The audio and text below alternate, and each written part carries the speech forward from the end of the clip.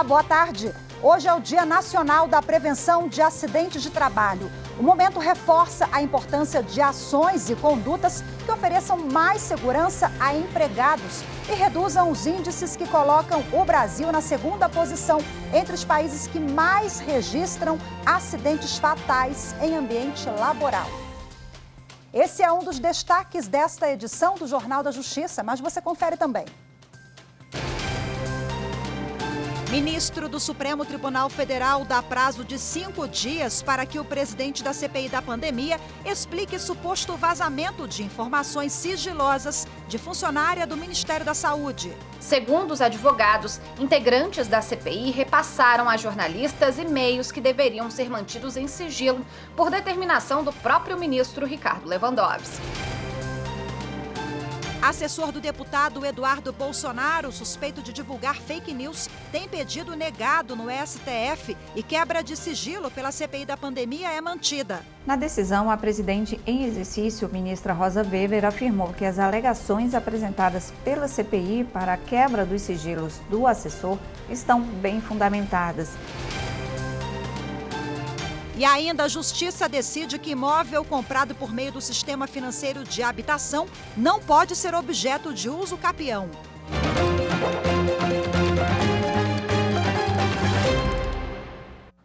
O ministro Ricardo Lewandowski, do Supremo Tribunal Federal, deu 5 dias para que o presidente da CPI da pandemia, o senador Omar Aziz, se manifeste sobre o suposto vazamento de e-mails sigilosos da secretária de Gestão do Trabalho e da Educação na Saúde, Mayra Pinheiro. O conteúdo das mensagens foi divulgado pela imprensa. Pela determinação do ministro Ricardo Lewandowski, o presidente da CPI da pandemia, senador Omar Aziz, tem até o fim desta semana para apresentar explicações sobre o suposto vazamento das informações. A decisão ocorreu depois de, na última quinta-feira, a defesa de Mayra Pinheiro apresentar ao Supremo Tribunal Federal reclamação contra atos da Comissão Parlamentar de Inquérito. Segundo os advogados, integrantes da CPI repassaram a jornalistas e-mails que deveriam ser mantidos em sigilo por determinação do próprio ministro Ricardo Lewandowski. A secretária de Gestão do Trabalho e Educação do Ministério da Saúde depôs na CPI no dia 25 de maio. O foco eram as ações do governo federal na pandemia, principalmente o incentivo ao uso de medicamentos sem eficácia comprovada para tratar a Covid-19, o chamado tratamento precoce. Na ocasião, o ministro Ricardo Lewandowski manteve a quebra dos sigilos telefônicos e de mensagens da secretária, mas determinou que os documentos fossem tratados como confidenciais até a apresentação do relatório final da CPI.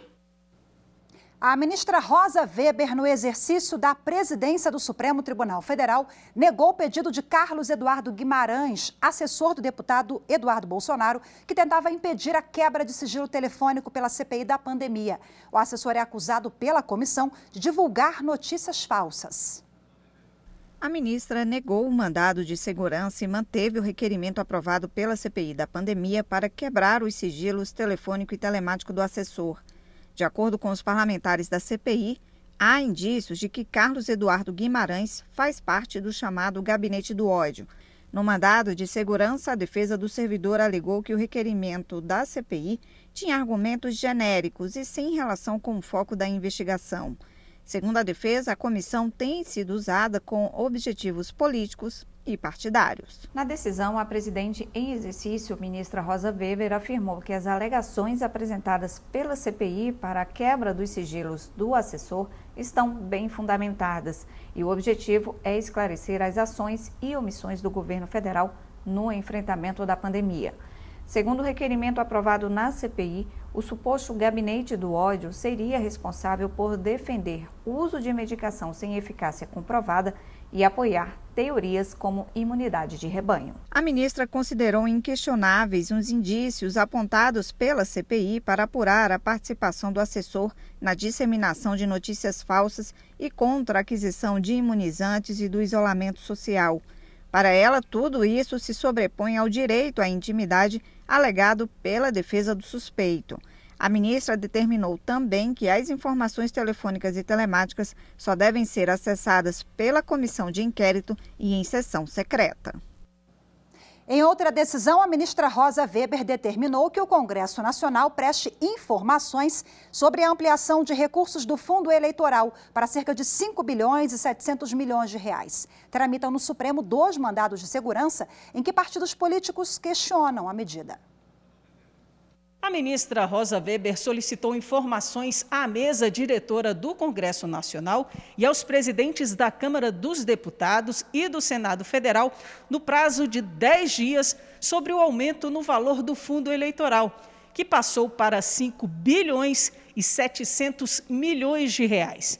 O aumento foi aprovado pelo Parlamento no último dia 15, tendo em vista que as ações questionam o procedimento legislativo da votação que aprovou o valor, a ministra determinou a notificação das autoridades para que prestem informações. Depois, o processo será encaminhado ao relator, o ministro Nunes Marques. Rosa Weber solicitou ainda que a União seja certificada para que, se assim desejar, ingresse nas ações. Dono de uma empresa de transporte coletivo investigado em CPI de Belo Horizonte não vai precisar depor como testemunha. A decisão é do vice-presidente do Superior Tribunal de Justiça, ministro Jorge Mussi. Entenda os detalhes na reportagem.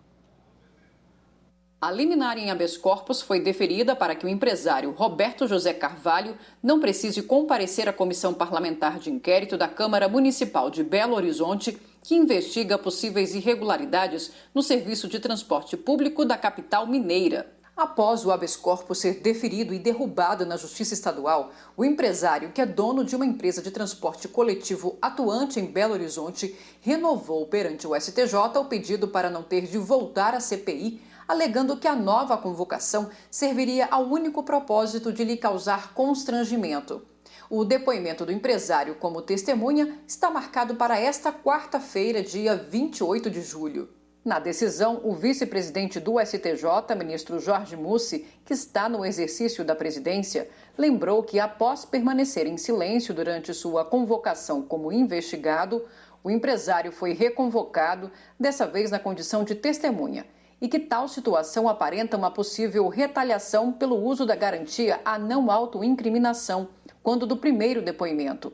O ministro destacou que, conforme a Constituição Federal, as CPIs possuem poderes investigatórios próprios das autoridades judiciais, mas esses poderes são limitados pelos direitos e garantias constitucionais previstos no artigo 5º da Constituição, entre eles o direito ao silêncio. A liminar é válida até a decisão de mérito sobre o pedido de habeas corpus, sem data marcada. E no próximo bloco a gente fala sobre a importância de ações para reduzir as ocorrências de acidentes de trabalho. Os detalhes daqui a pouquinho, eu volto já.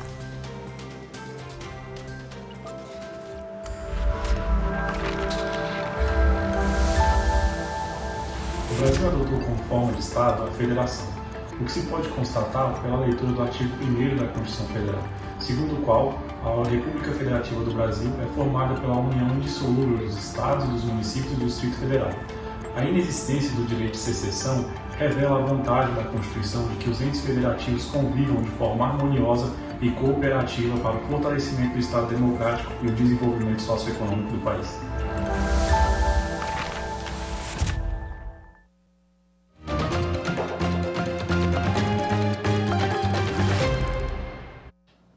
Hoje, dia 27 de julho, é o Dia Nacional da Prevenção de Acidentes de Trabalho. A data foi criada para alertar empregados, empregadores, Estado e sociedade sobre a importância de adotar práticas que reduzam o número desse tipo de ocorrência no ambiente laboral, que promovam locais seguros e saudáveis para os trabalhadores.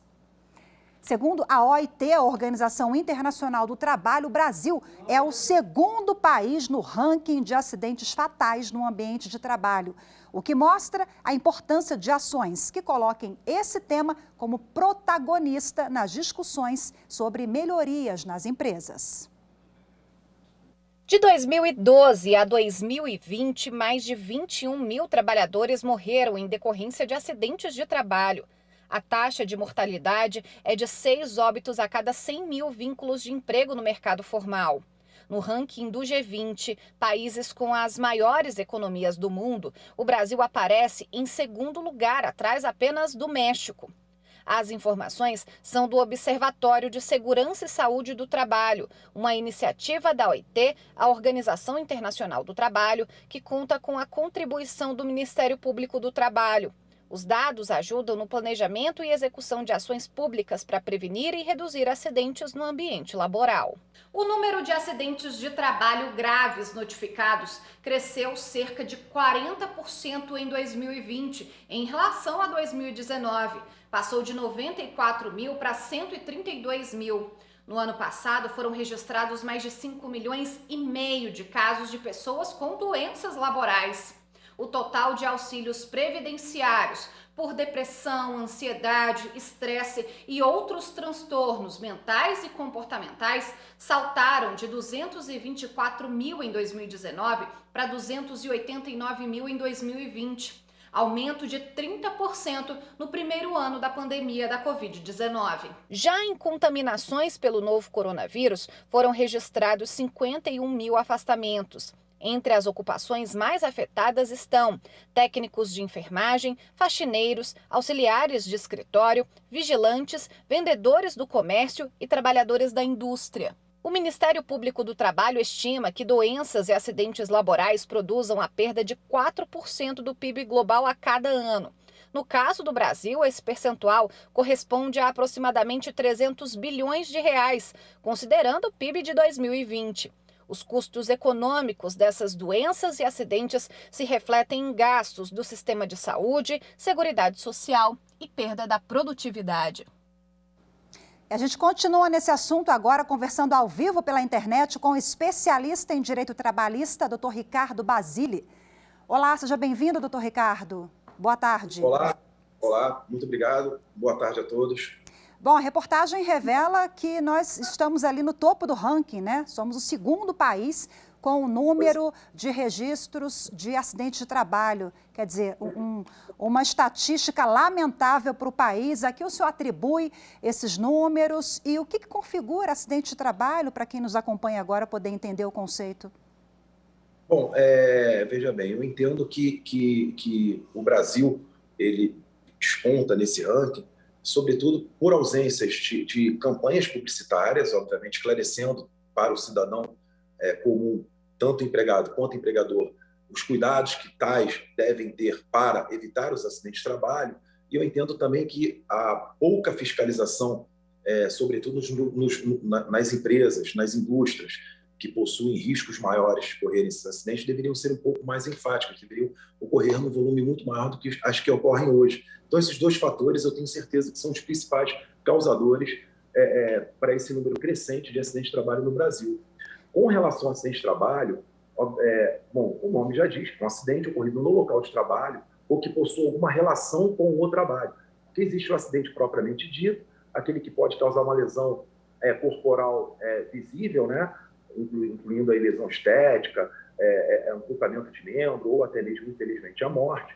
Mas também existem outras lesões que não são vistas a olhos nus, são, por exemplo, a tão conhecida Lerdort, lesão por esforço repetitivo, ou seja, aí nós chamamos de doença ocupacional. Essa doença ocupacional, ela também é considerada pela Lei 8.213 da Previdência Social como um acidente de trabalho. Então, nós dividimos aí em duas formas de acidente, que propriamente dito, e as lesões causadas pelo exercício contínuo de determinado labor, de determinado trabalho.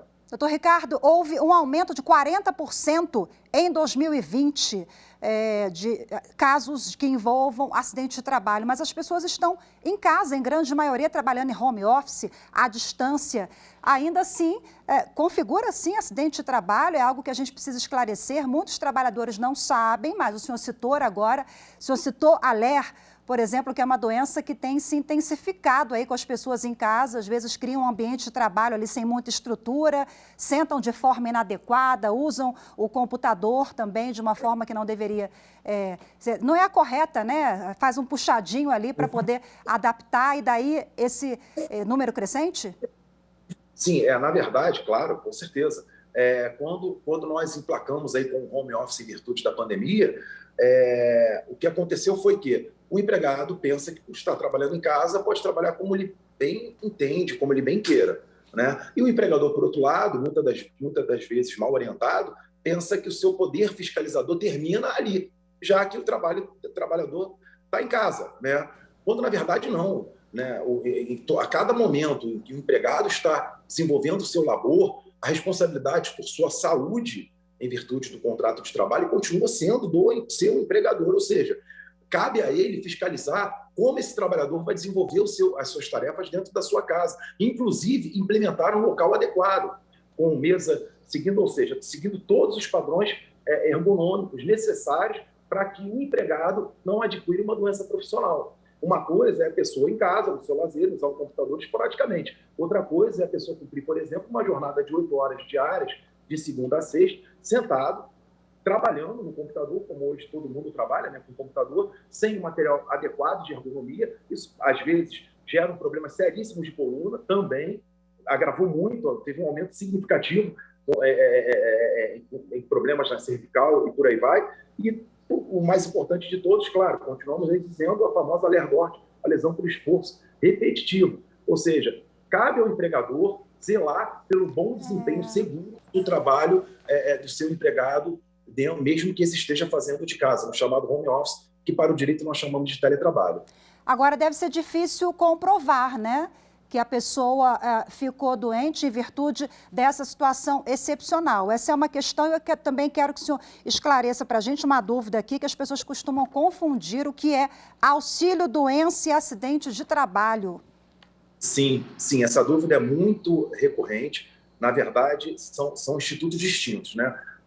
Auxílio doença é quando o trabalhador está lá desenvolvendo o seu trabalho normal, adquire uma doença, exemplo, degenerativa, que não possui nenhuma relação com o trabalho que este desenvolve.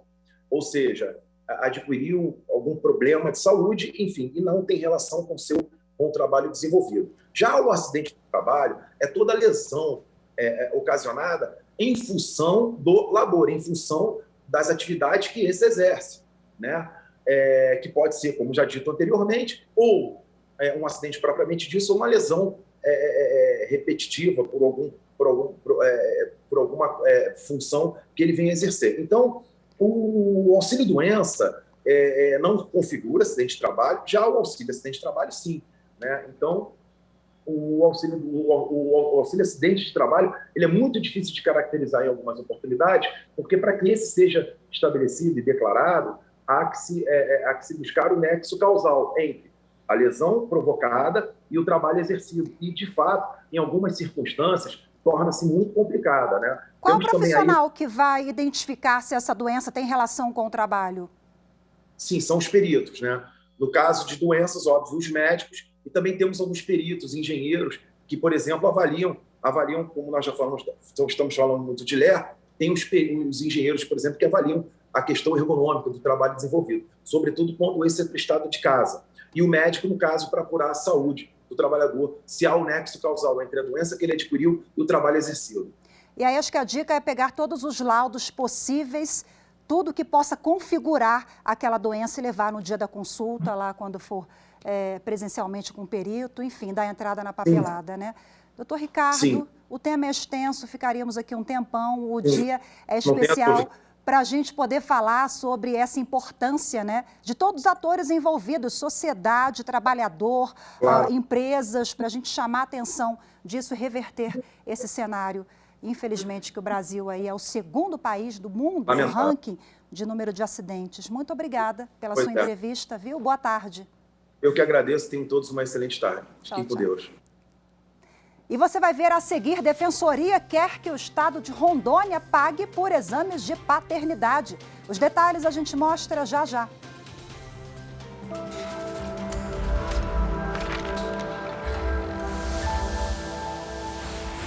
A Constituição, como lei fundamental do Estado, é de extrema importância para todos, pois além de definir os fundamentos e os objetivos da República, ela funciona como uma espécie de certificado de garantia para que o cidadão possa se valer de direitos fundamentais, como o direito à vida, o direito à igualdade e o direito de liberdade.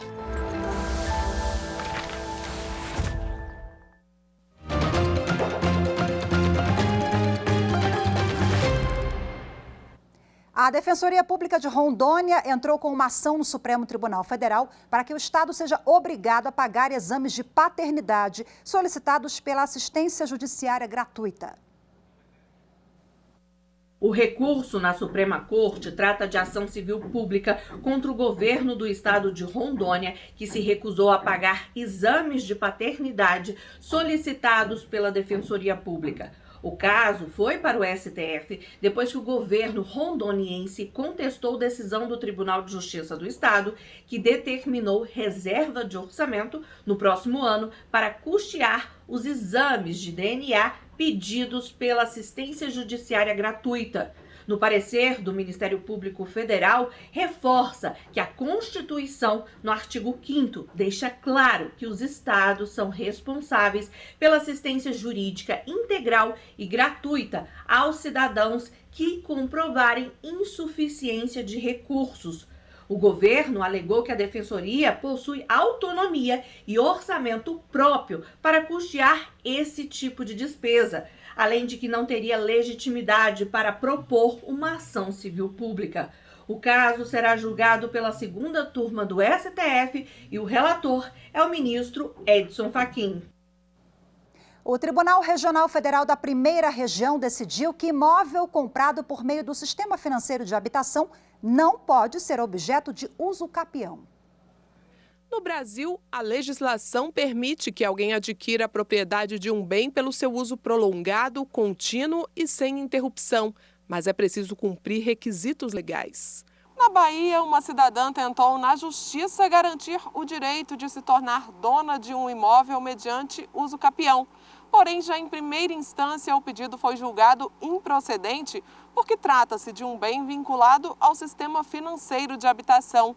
O caso foi analisado também pelo Tribunal Regional Federal da Primeira Região após recurso da autora. E a sexta turma também entendeu que os imóveis vinculados ao SFH têm destinação social e pública especial. Portanto, não podem ser adquiridos por meio de uso capião.